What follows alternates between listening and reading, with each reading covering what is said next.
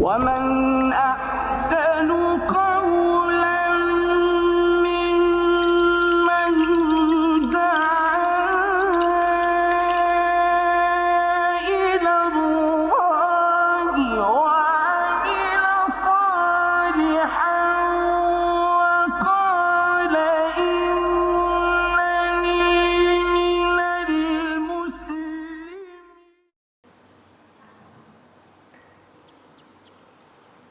الحمد لله نحمده ونستعينه ونستغفره ونعوذ بالله من شرور أنفسنا ومن سيئات أعمالنا من يهده الله فلا مضل له ومن يضلله فلا هادي له وأشهد أن لا إله إلا الله وحده لا شريك له وأشهد أن محمدًا عبده ورسوله. يا أيها الذين آمنوا اتقوا الله حق تقاته ولا تموتن إلا وأنتم مسلمون. يا أيها الناس اتقوا ربكم الذي خلقكم من نفس واحدة وخلق منها زوجها وبث منهما رجالا كثيرا ونساء واتقوا الله الذي تساءلون به والأرحام إن الله كان عليكم رقيبا. يا أيها الذين آمنوا اتقوا الله وقولوا قولا سديدا يصلح لكم أعمالكم ويغفر لكم ذنوبكم ومن يطع الله ورسوله فقد فاز فوزا عظيما. أما بعد فإن خير الحديث كتاب الله وخير الهدي هدي محمد صلى الله عليه وسلم وشر الأمور محدثاتها وكل محدثة بدعة وكل بدعة ضلالة وكل ضلالة في النار. أعوذ بالله من الشيطان الرجيم. بسم الله الرحمن الرحيم.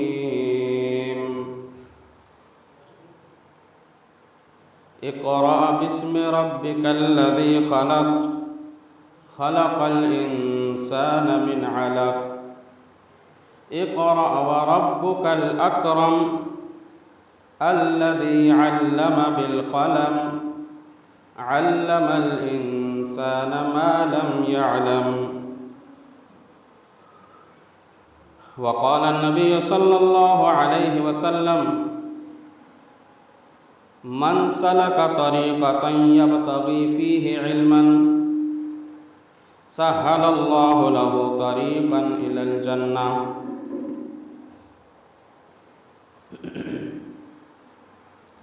وإن الملائكة لتضع أجنحتها رضا لطالب العلم وإن العالم ليستغفر له من في السماوات ومن في الأرض. وفضل العالم كفضل العابد كفضل القمر سائر الكواكب. العلماء ورثة الأنبياء. الأنبياء لم يورثوا لا دينارا ولا درهما وورثوا في العلم أخذ بحظ وافر. رواه مسلم. رب اشرح لي صدري ويسر لي أمري واحلل عقدة من لساني يفقهوا قولي. سبحانك لا علم لنا إلا ما علمتنا إنك أنت العليم الحكيم. رب زدني علما.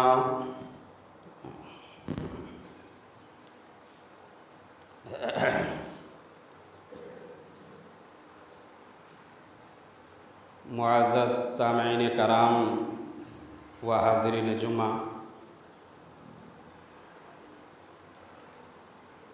آج کے خطبہ جمعہ میں جس موضوع کو لے کر حاضر خدمت ہوا ہوں وہ ہے علم کی اہمیت اور ان کی فضیلت۔ علم کی اہمیت کیا ہے اور ان کے فضائل آپ کے سامنے اختصار کے ساتھ پیش کی جائیں گی۔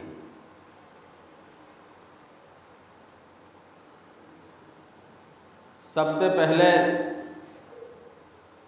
سمجھیں کہ علم کسے کہتے ہیں۔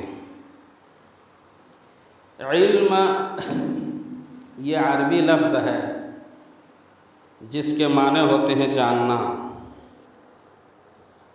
اسی سے عالم بنا ہے اور اسی سے علامہ بنا ہے جس کے معنی ہوتے ہیں بہت زیادہ جاننے والا۔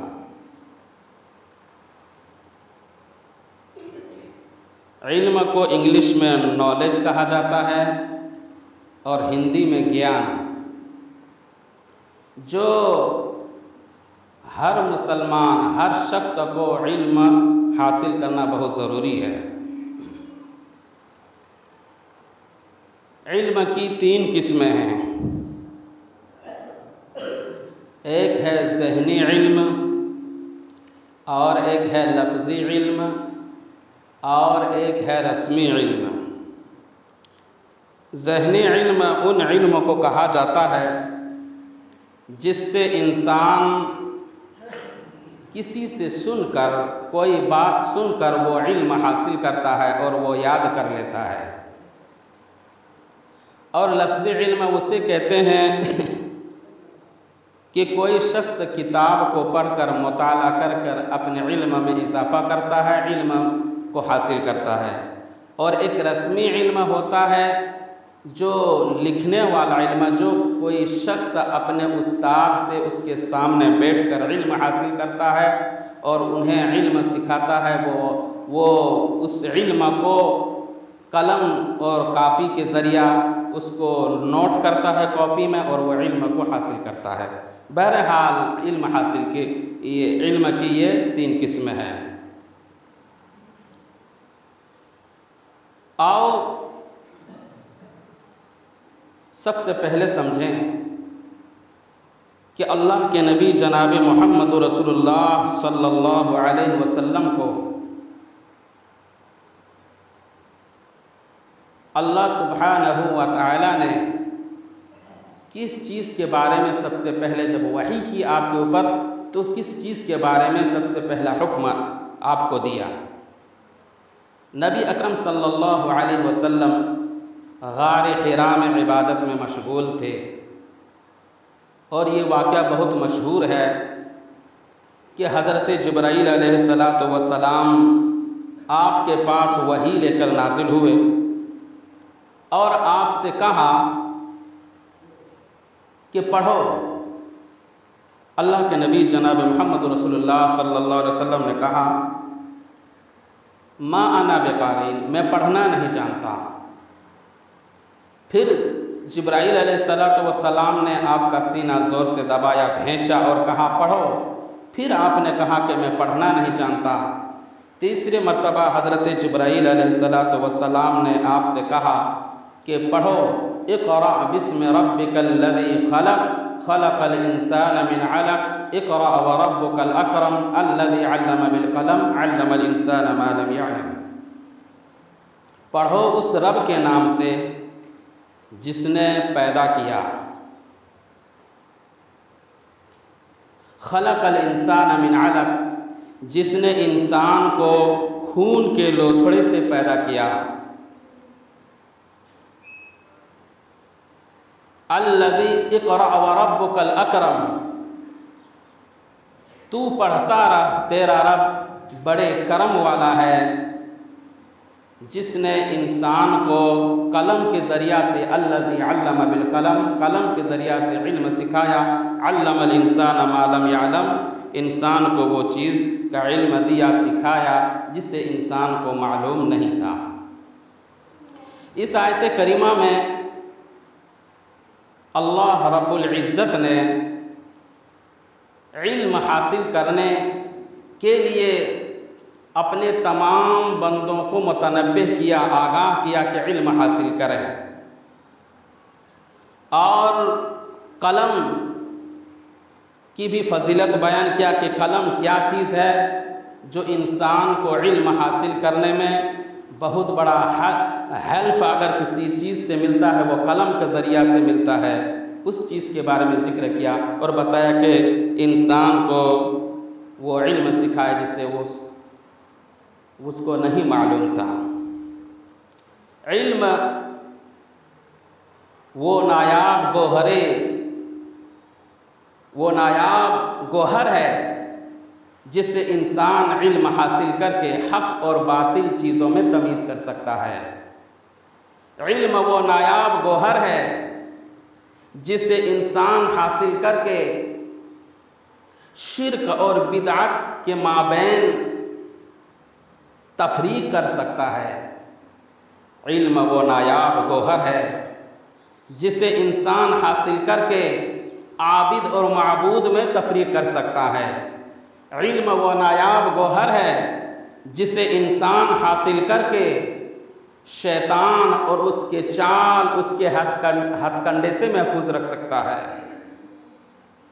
جیسا کہ ایک واقعات میں آتا ہے کہ شیخ عبد القادر جیلانی بغدادی رحمۃ اللہ علیہ کے پاس ایک مرتبہ شیطان فرشتے کی شکل میں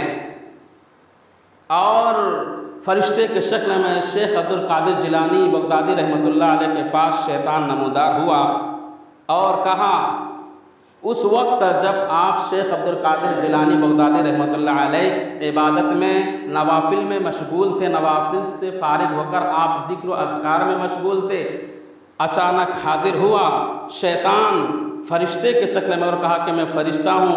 کہا شیخ عبد القادر جیلانی نے کہ کیا حکم ہے، کیا حکم دینے کے لیے میرے پاس آئے ہو؟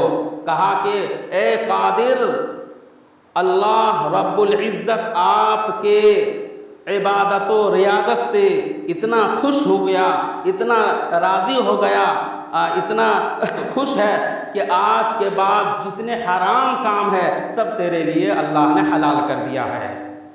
شیخ عبد القادر جیلانی بغدادی رحمۃ اللہ علیہ بہت بڑے فقیہ بھی تھے اور عالم دین ہے، علم کی جانکار ہیں۔ کہا کہ تو فرشتہ نہیں بلکہ تو شیطان لگ رہا ہے، تو فرشتہ نہیں بلکہ تو شیطان لگ رہا ہے۔ ارے میں کون سا ایسا عمل کیا کہ اللہ خوش ہو کر میرے لیے تمام حلال یا حرام چیز کو میرے لیے حرام کر دیا؟ کیا میری عبادت ابو بکر صدیق رضی اللہ عنہ کی عبادت سے زیادہ یا اس سے بڑھ گیا ہے؟ میری عبادت کیا امیر المومنین عمر فاروق رضی اللہ عنہ کی عبادت سے بڑھ گیا ہے؟ کیا میری عبادت علی رضی اللہ عنہ کی عبادت سے بڑھ گیا ہے؟ میں چاہے کتنے ہی عبادت کروں، صحابہ کرام رضوان اللہ علیہ مجمعین کی عبادت تک میں پہنچ ہی نہیں سکتا، جبکہ وہ اتنے عبادت گزار تھے۔ اللہ سبحانہ و تعالی نے ان کے لیے حرام کام کو حلال ان کے لیے نہیں کیا، اور میرے عبادت سے کتنا اللہ خوش ہو گیا کہ آج کے بعد کہہ رہا ہے کہ اللہ نے تیرے لیے حرام چیزوں کو حلال کر دیا۔ بس شیخ عبد القادر جیلانی بغدادی رحمۃ اللہ علیہ فوراً ہاتھ کو زمین میں ڈالتے ہیں، بالوں کو لیتے ہیں اور لا حول ولا قوت الا باللہ پڑھتے ہیں، اور شیطان کے اوپر جو ہی چھڑکتے ہیں وہ بھاگنا شروع کر دیتا ہے اور کہتا ہے کہ اے قادر جا، تیرا علم نے تجھے بچا لیا، تیرا علم نے تجھے بچا لیا۔ تو کہنے کا مطلب یہ ہے کہ اگر ہمارے پاس علم نہ ہو، ہمارے پاس علم نہ ہو تو ہم بھی گمراہ ہو سکیں، اور اگر جانکاری ہمارے پاس ہو، علم ہو تو ہم کبھی گمراہ نہیں ہو سکتے ہیں۔ ورنہ آج معاشرے کے اندر، سوسائٹی کے اندر بہت سے لوگ کہتے ہیں کہ یہ حق بات ہے، یہ چیز آپ یہ کام کرو آپ جنت میں چلے جاؤ گے، حالانکہ جو چیز کا وہ حکم دے رہا ہوتا ہے وہ قرآن و حدیث سے کوسوں دور ہوتا ہے، لیکن ہمارے پاس آتے ہیں ایسے لب و لہجہ میں، ایسے وہ لباس میں آتے ہیں ملوث ہو کر، لمبے لمبے داڑھی اور لمبے لمبے ٹوپیاں لگا کر، اور کہتے ہیں یہ چیز کرو۔ وہ کہتے ہیں کہ ماشاءاللہ مولانا صاحب تو ہمیں قرآن و حدیث کے بارے میں بتا رہے ہیں، حالانکہ یہ چیز وہ قرآن و حدیث سے ہٹ کر ہمیں حکم دیتا ہے، اور ہم اس کو مان لیتے ہیں بغیر علم کے، کیونکہ میرے پاس علم نہیں ہے۔ اس لیے علم حاصل کرنا بہت ضروری ہے۔ اللہ سبحانہ و تعالی ارشاد فرماتا ہے یرفع اللہ الذین آمنوا منکم والذین اوتوا العلم درجات واللہ بما تعملون خبیر، کہ وہ اللہ سبحانہ و تعالی علم کی وجہ سے لوگوں کے درجات کو بلند کرتا ہے۔ اور اس آیت کریمہ کا تشریح امام شوکانی رحمۃ اللہ علیہ کرتے ہوئے لکھتے ہیں کہ جب انسان کے پاس ایمان اور علم دونوں آ جائے تو نور علی نور ہے، اور اللہ علم انہی لوگوں کو دیتا ہے جس کے پاس ایمان ہوتا ہے، اور جس کے پاس ایمان نہیں ہوتا اس کو اللہ تعالی علم سے محروم کر دیتا ہے۔ اہل علم، اہل مومن غیر مومنوں پر، اور اہل علم غیر اہل علم پر اللہ تعالیٰ ان کو بہت زیادہ فوقیت دیتا ہے، ان کے درجات کو بلند فرماتا ہے۔ تو فرمایا اقرأ بسم ربک الذی خلق، پڑھو اس رب کے نام سے۔ حضرت جبرائیل اللہ کے نبی جناب محمد رسول اللہ صلی اللہ علیہ وسلم غار حرا میں عبادت میں مشغول ہیں۔ جبرائیل علیہ السلام قرآن مجید کے طرز و بیانی پر آپ غور و فکر کریں تو معلوم ہوگا کہ علم کی کتنی زیادہ اہمیت و فضیلت ہے۔ اللہ کے نبی جناب محمد رسول اللہ صلی اللہ علیہ وسلم غار حرا میں عبادت میں مشغول ہیں۔ جبرائیل علیہ السلام وحی لے کر نازل ہوتے ہیں، اور سب سے پہلا جملہ جو کہتے ہیں جبرائیل علیہ السلام اقرأ، پڑھ۔ اس سے پہلے حالانکہ اللہ کے نبی جناب محمد رسول اللہ صلی اللہ علیہ وسلم جس وقت غار حرا میں عبادت میں مشغول تھے، اس وقت مکہ کے لوگ برائیوں میں ملوث تھے، شراب پانی کی طرح پی رہے تھے، جوا پر جوا کھیل رہے تھے، اور نہ جانے کتنی کتنی برائیاں تھی۔ آپ مولانا سیف الرحمن مبارک پوری کی الرحیق المختوم اٹھا کر دیکھیں تو لکھتے ہیں مولانا سیف الرحمن مبارک پوری رحمۃ اللہ علیہ کہ اللہ کے نبی جناب محمد رسول اللہ صلی اللہ علیہ وسلم ابھی نبی بن کر نہیں آئے تھے، اس سے پہلے اتنی زیادہ برائیاں مکہ کے اندر تھی کہ لوگ خانہ کعبہ کا طواف ننگا ہو کر کرتے تھے، خانہ کعبہ کا طواف، اور جب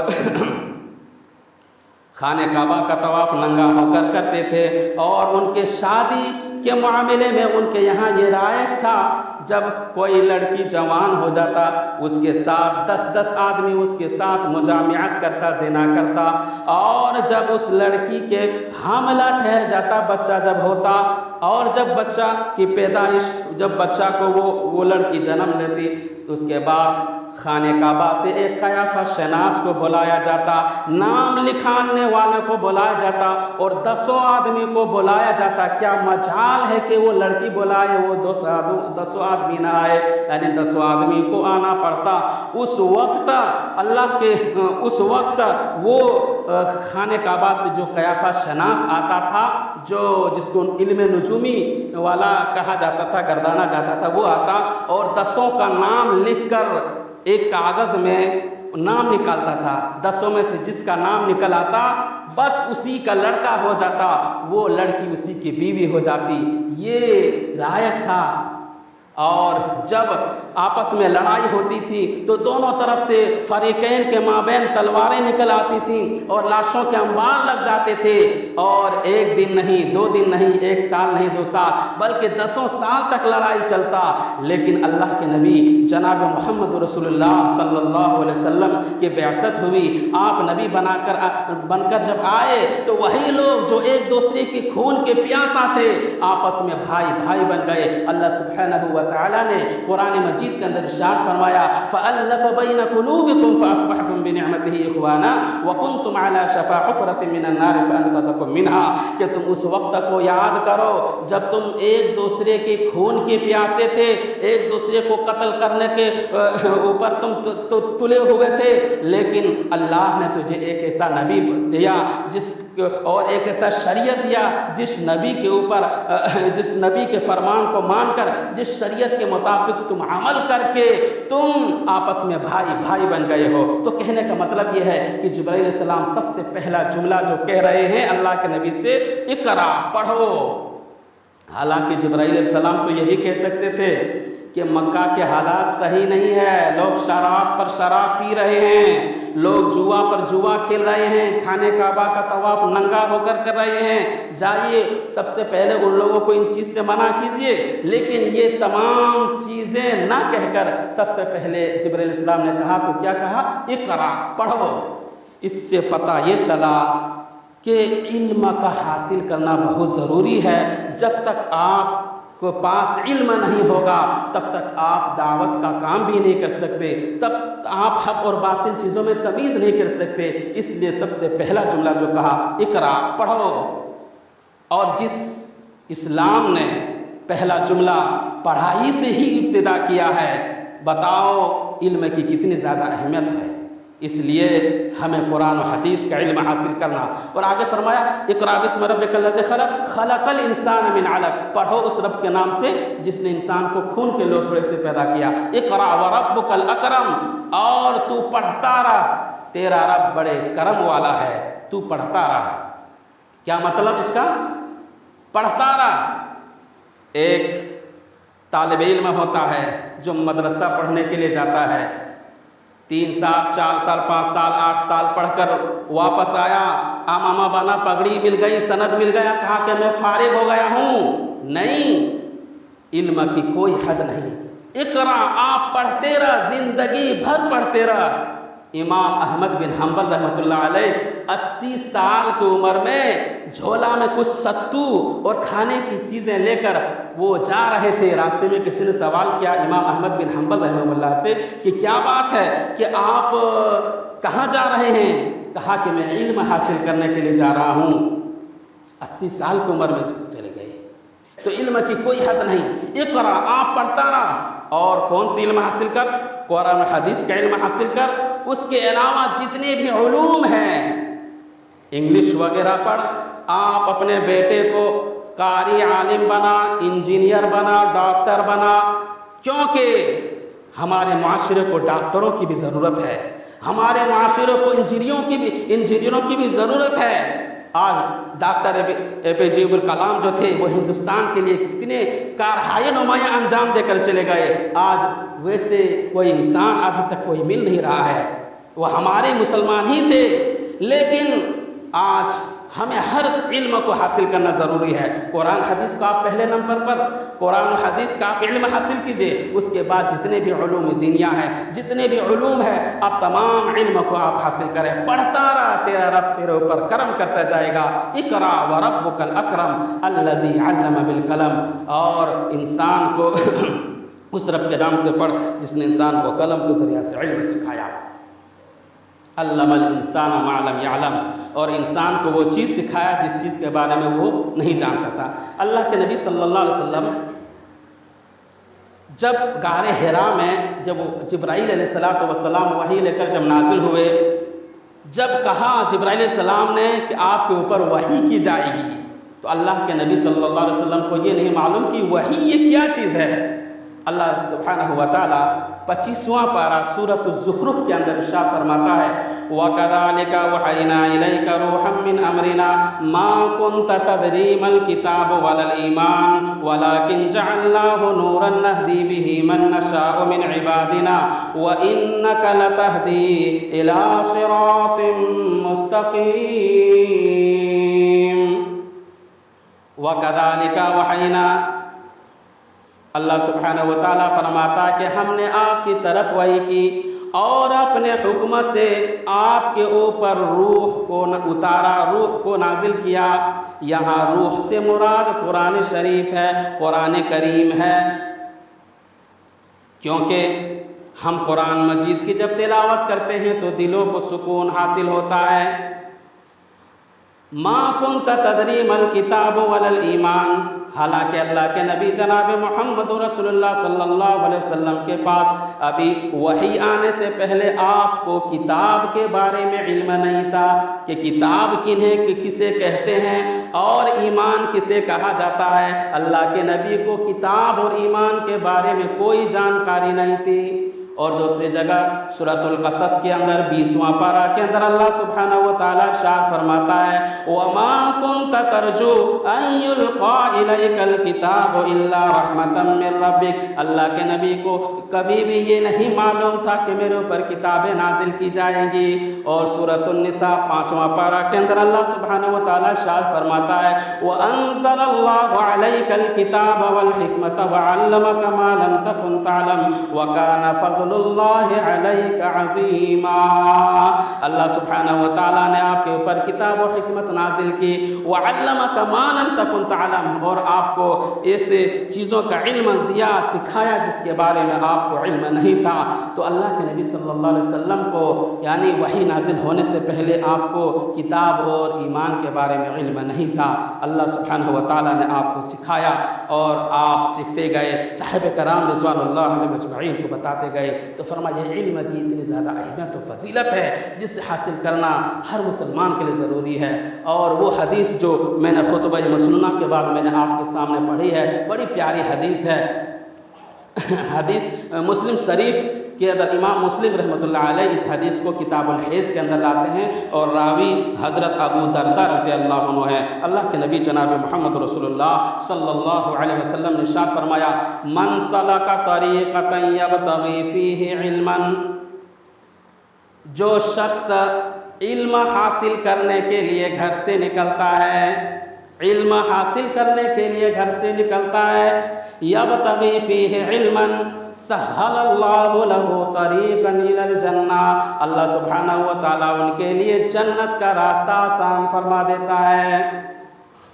جنت کا راستہ، یہ علم کی کتنی زیادہ فضیلت ہے۔ ایک شخص طالب علم ہی نہیں، چاہے جو بھی علم حاصل کرنے کی غرض سے نکلے، عمر کا کوئی قید نہیں، اللہ سبحانہ و تعالیٰ ان کے لیے جنت کا راستہ آسان کر دیتا ہے۔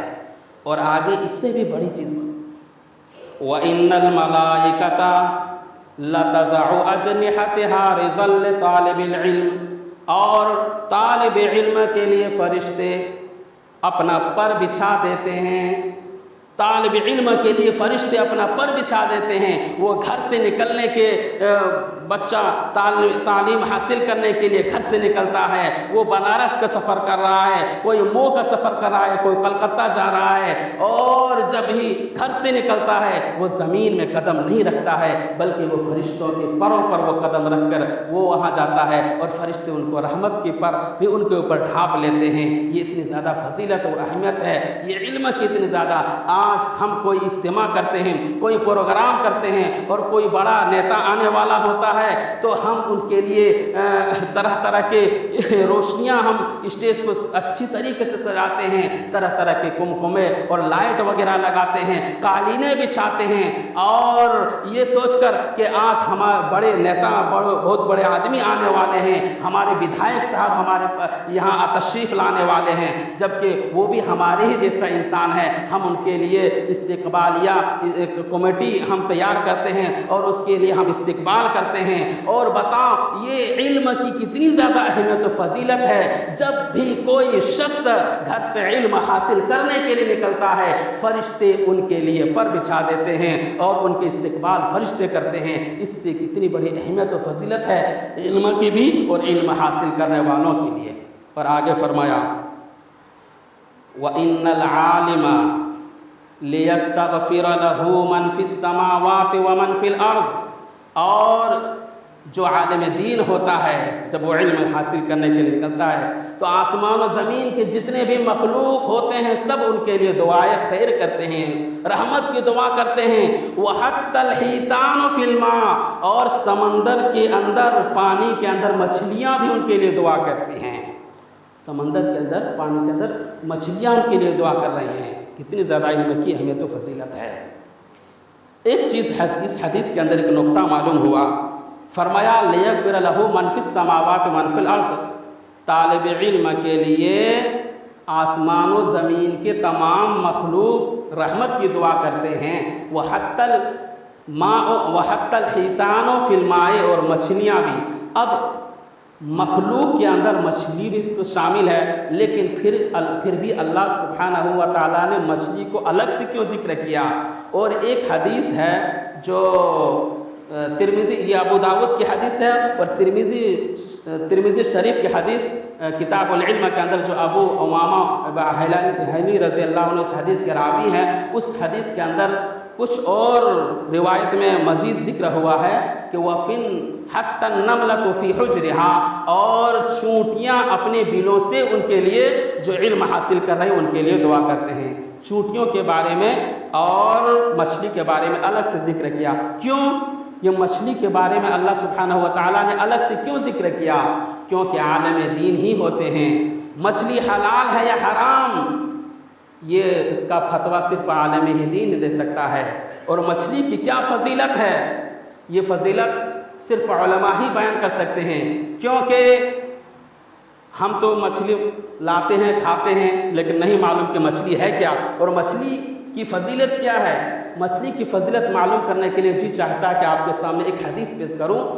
مسلم شریف کے اندر حدیث ہے، اللہ کے نبی جناب محمد رسول اللہ صلی اللہ علیہ وسلم نے ارشاد فرمایا، عن ثوبان رضی اللہ عنہ عن ثوبان رضی اللہ عنہ مولا رسول اللہ صلی اللہ علیہ وسلم، كنت قائما عند رسول اللہ صلی اللہ علیہ وسلم۔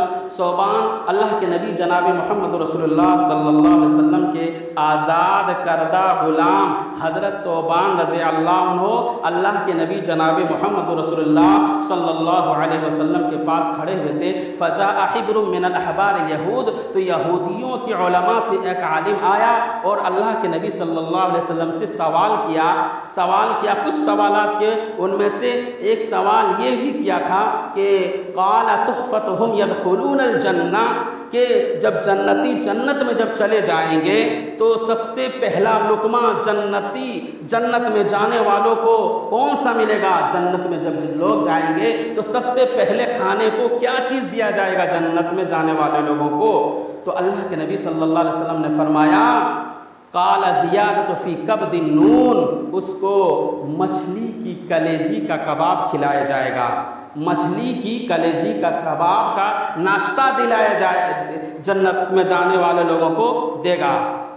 تو یہودی عالم نے کہا قال صدقتا، پھر کہا کہ دوسرا لقمہ کیا ہوگا؟ مان لو ناشتہ کے وقت مچھلی کا کباب مل گیا، اب دوپہر میں کیا کھانا ملے گا؟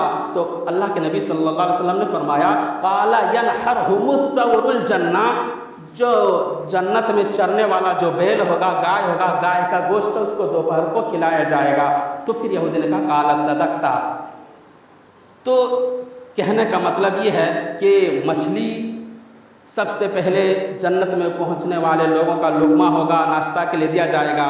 تو یہ کون بتائے گا؟ یہ عالم دین بتائے گا۔ اس لیے سمندر کی مچھلیاں علم حاصل کرنے والوں کے لیے دعائے خیر کرتی ہیں۔ وَإِنَّ الْعُلَمَاءَ وَرَثَةُ الْأَنْبِيَاءِ، اور علماء جو ہوتے ہیں انبیاء علیہ الصلوۃ والسلام کے وارث ہوتے ہیں۔ اور اس سے پہلے ٹکڑا میں حدیث کے اللہ کے نبی جناب محمد رسول اللہ صلی اللہ علیہ وسلم نے فرمایا کہ عالم کی فضیلت عابد پر ایسے ہے جیسے چاند کی فضیلت ستاروں پر ہوتی ہے۔ اور اللہ کے نبی اللہ سبحانہ و تعالیٰ قرآن مجید کے اندر ارشاد فرمایا هل يستوي الذين يعلمون والذين لا يعلمون، جاننے والے اور نہ جاننے والے برابر نہیں ہو سکتے ہیں، عالم اور جاہل کبھی بھی برابر نہیں ہو سکتے ہیں۔ آج ایک جگہ اگر کہیں جماعت لگی ہوئی ہو، کہیں اگر بیٹھا ہوا ہو اور بہت سے آدمی وہاں ہو جو بغیر علم والا ہو اور اس گروہ میں ایک عالم دین ہو، آپ دور ہی سے دیکھیں گے جو عالم دین ہوگے اس کا چہرہ حساس بساس ہوگا، اس کے چہرے سے شرافت ٹپک رہی ہوگی۔ یہ تفریق اللہ سبحانہ و تعالیٰ نے علم کی وجہ سے عالم دین کے چہروں پر نازل کرتا ہے۔ اور علماء جو ہوتے ہیں انبیاء علیہ السلام کے وارث ہوتے ہیں، ان الانبیاء لم یورثوا دینارا ولا درہما، اور جو انبیاء علیہ السلام اس دنیا سے چلے گئے انہوں نے نہ کوئی دینار نہ درہم نہ مال و دولت چھوڑا ہے، علم چھوڑا ہے۔ اس علم کو، اس وافر کو عالم دین اپنایا ہے، اور انہوں نے سمجھو کہ اللہ سبحانہ و تعالیٰ کا بہت بڑا فضل حاصل کیا ہے۔ یہ مختصر طور پر میں نے علم کی فضیلت کے متعلق میں نے آپ کے سامنے کچھ باتیں پیش کی۔ اللہ تعالیٰ سے دعا ہے کہ اللہ تعالیٰ ہم تمام مسلمانوں کو صحیح الفق کے معنی میں مسلمان بنائے۔ بار الہ جب تک ہم اس دنیا میں زندہ رہیں، ایمان اور اسلام کے حالت میں زندہ رہیں، اور ہمارا خاتمہ ہو ایمان بالخیر پر ہمارا خاتمہ ہو، آمین۔ وآخر دعوانا الحمد للہ رب العالمین۔ بارک اللہ لنا ولکم فی القرآن العظیم ورفعنی بالآیات والذکر الحکیم، انہ تعالی جواد کریم ملک برؤوف۔